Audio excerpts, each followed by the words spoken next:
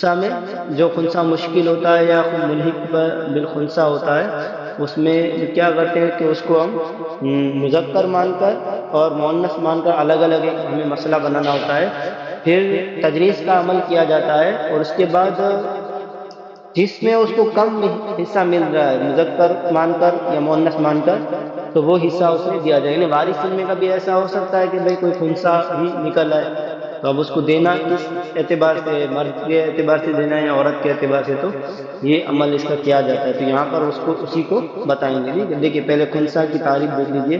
جس کے فرج و ذکر دونوں ہوں وہ خنثی ہے. پھر اگر وہ ذکر سے پیشاب کرے تو خنثی مرد ہے، فرج سے کرے تو خنثی عورت ہے، اور دونوں سے کرے تو جس سے پہلے کرے اس کا اعتبار ہے، اور دونوں سے ایک ساتھ کرے تو وہ خنثی مشکل موقوف ہے. اب دیکھیے پھر کیا، پھر اگر بالغ ہونے پر مرد کی کوئی علامت ظاہر، جیسے داڑھی کا نکلنا، ذکر سے منی کا نکلنا وغیرہ، تو وہ خنثی مرد ہے.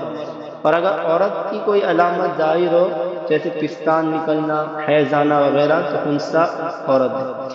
اور اگر مرد یا عورت کی کوئی علامت ظاہر ہو یا دونوں طرح کی علامتیں ظاہر ہو تو وہ خنثی مشکل محکم ہے.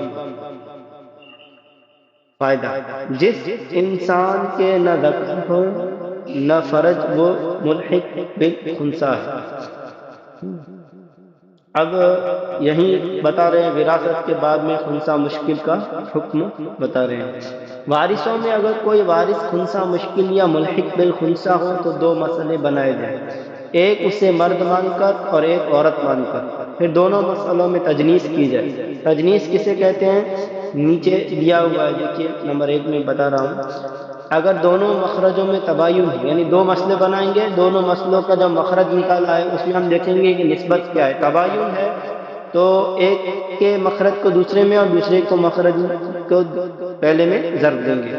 اور اگر دونوں میں توافق یا تداخل ہو تو ہر ایک مخرج کے وقت کو دوسرے مخرج کے کل اور حذف کے سہام میں ضرب دیں گے. اس طرح دونوں مسئلے مساوی ہو جائیں گے اور یہ واضح ہو جائے گا کہ کس کا حصہ کس مسئلے میں کم یا زیادہ یا برابر ہے. اب دیکھیے جب تجنیس کا عمل کر لیں گے اور جس صورت میں اس کا حصہ کم بنتا ہو وہی صورت اختیار کی جائے گی. یعنی مذکر کے اعتبار سے کم بنتا ہے تو وہ دیا جائے گا، مؤنث کے اعتبار سے کم بنتا ہے تو وہ دیا جائے گا. اور کسی صورت میں وہ محجوب ہوتا ہو تو اسے کچھ نہیں ملے گا. مثلا دیکھیے پہلا مسئلہ ہم حل کرتے ہیں. بیٹا ہے، بیٹی ہے اور ولد خنثی ہے، وارث ہے. تو خنثی کو عورت کا حصہ دیا جائے گا. اس کی یہاں پر دیکھیے کر کے بتایا ہے، حل کر کے بتایا ہے. بیٹا ہے، بیٹی ہے اور ولد خنثی ہے. تو پہلے بر تقدیر مذکر، یعنی ہم اس کو ولد خنثی کو بھی بیٹا ہی میت کا مان لیتے ہیں. تو 2 بیٹے 1 بیٹی ہے، یعنی کل 5 ہیں. تو 5 سے ہم نے مسئلہ بنایا، 2 بیٹے کو دیا، 1 بیٹی کو دیا، 2 ولد خنثی کو دیا. ٹھیک ہے، یہ ہو گیا. اب یہاں پر دوسرا مسئلہ بنائیں گے ہم، بیٹا، بیٹی اور ولد خنثی. اب یہاں پر ولد خنثی کو بیٹی مان لیں گے. تو 4 کل ہیں تو 4 سے مسئلہ بنایا. اب دیکھیں 2 مسئلے بن گئے. اب ہم دیکھتے ہیں کہ بھئی مسئلے کا جو مخرج ہے، ایک میں 5 ہے، ایک میں 4 ہے. تو 5 اور 4 میں تباین کی نسبت ہوتی ہے. تو اس کو یہ مسئلہ 5 والا ہے، اس کو 4 سے ضرب دیں گے دوسرے کے مخرج سے، تو تجنیس 20 ہو جائے گی. اور 4 والے کو 5 سے ضرب دیں گے تو یہاں پر بھی تجنیس 20 ہو جائے گی. اور یہاں جو ان کا حصہ بیٹے کو ملا تھا 2، اس کو 4 سے ضرب دیں گے تو 8. بیٹی کو 1 ملا تھا تو اس کو 4 سے ملا. ولد خنثی کو 2 سے ضرب دیا تھا تو اس کو 4 ملا تو اس کو 8 ہو جائے گا.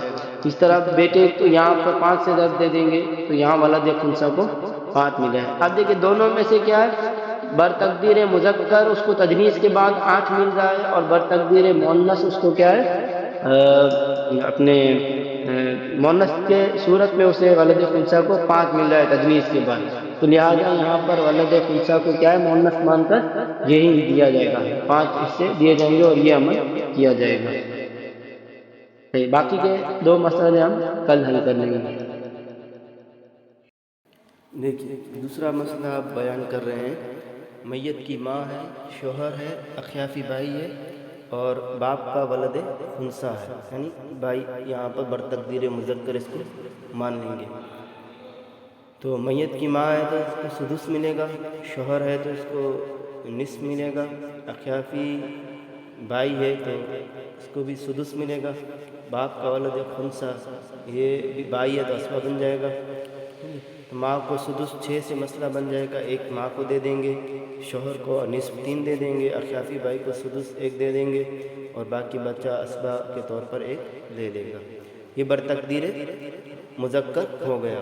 برتقدیر مؤنث دیکھیے تو مسئلہ 6 سے ہی بنے گا. ماں کو سدس 1 دیا, شوہر کو نصف 3 دیا, اخیافی بھائی کو سدس 1 دیا, اور کیونکہ باپ کے ولد خنثی یہ بہن ہوگی تو بہن کو نصف ملے گا 3. تو مسئلہ 6 سے اول کر کے 8 ہو جائے گا. اب ہم دیکھتے ہیں کہ تجنیس کرنی ہے تو مسئلہ پہلا ہے 6 اور نیچے ہے 8. 6 اور 8 میں نسبت ہوتی ہے توافق کی, ٹھیک ہے, دونوں 2 سے ڈیوائیڈ ہو جاتے ہیں. تو 6 کو 2 سے ڈیوائیڈ کریں گے تو 3, اور 8 کو 2 سے ڈیوائیڈ کریں گے تو 4 آئے گا. تو 6 کو 4 سے ضرب دے دیں گے اوپر, اور 8 کو 3 سے ضرب دے دیں گے, تو مسئلہ تجنیس ہو جائے گا 12 سے. ٹھیک ہے, اب یہیں کام کریں گے. 4 کو ماں کا جو حصہ تھا برتقدیر مذکر میں ان میں ضرب دیں گے, تو ماں کا حصہ 4 ہو جائے گا, شوہر کا 12, اخیافی بھائی کا 4, اور باپ کا ولد خنثی اس کا 4 ہو جائے گا. نیچے 3 سے سب میں ضرب دیں گے تو ماں کا حصہ 3, شوہر کا 9, اخیافی بھائی کا 3, اور باپ کا ولد خنثی اس کا 9 ہو جائے گا. ٹھیک, تو اب دیکھیے کم دینا ہے تو لہذا برتقدیر مذکر اس صورت میں کم مل رہا ہے تو اس کو کم دے دیا جائے گا. اب آخری مسئلہ دیکھیے جس میں محجوب ہو جائے گا. تو پہلا مسئلہ ہے سگے بھائی کا بیٹا ہے اور سگے بھائی کا ولد خنثی ہے. ٹھیک ہے, تو ظاہر دونوں اپنے مذکر جب مان لیں گے تو بھتیجے ہی ہوں گے, تو دونوں اسبہ بنیں گے. 2 ہیں تو 2 سے مسئلہ بنائیں گے اور آدھا آدھا 1 لے لیں گے. اور برتقدیر مؤنث دیکھیے تو سگے بھائی کا بیٹا بھتیجا اسبہ ہے, اور سگے بھائی کا ولد خنثی یعنی یہ اپنے بھتیجی ہوگی, اور بھتیجی یہ اسبہ میں نہیں آتی ہے, تو لہذا اسبہ کے ہوتے ہوئے یہ محجوب ہو جائے گی.